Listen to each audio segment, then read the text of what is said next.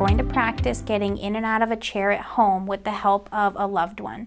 Just in case you're feeling a little woozy or dizzy after surgery, we want to make sure that you're safe with getting in and out of a chair and that your loved ones know best how to assist you with that. I'm going to ask you to loosely just cross your arms over your chest, just to discourage you from wanting to use your arms while we go to get out of our chair. So the first thing we have to do is we have to get to the front of your chair.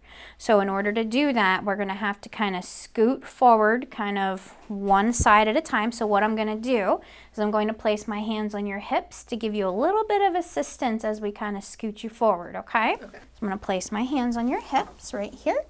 And we're just going to scoot one forward at a time. So go ahead and scoot this one, yeah, and then this one. Good, and keep coming.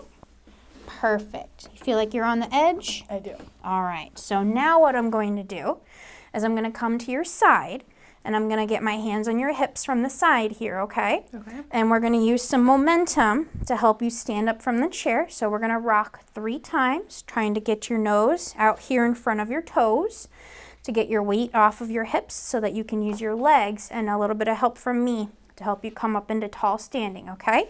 So make sure you have your feet nice and anchored on the floor. Good. So I'm going to come next to you here, and we're going to rock 3 times, okay? Okay. So ready? Going to rock 1. Good. Rock 2. And on 3, come up tall. Good. And pause right there. Get your bearings. Want to make sure you're not dizzy. Good. So now what we're going to do is we're going to sit back down in the chair. So what I want you to do is you're going to take some small steps backwards. I'm going to keep a hand on you for balance. Yep. Perfect. So you feel the chair against the back of your legs? I do. So now we're going to cross your arms over your chest again so you're not tempted to use your arms. I'm going to put my hands on your hips to kind of guide your hips into the chair, okay? So what you're going to do is you're going to stick your rear end out like you're aiming for the back of the chair and come down nice and slow. I've got your hips. Good.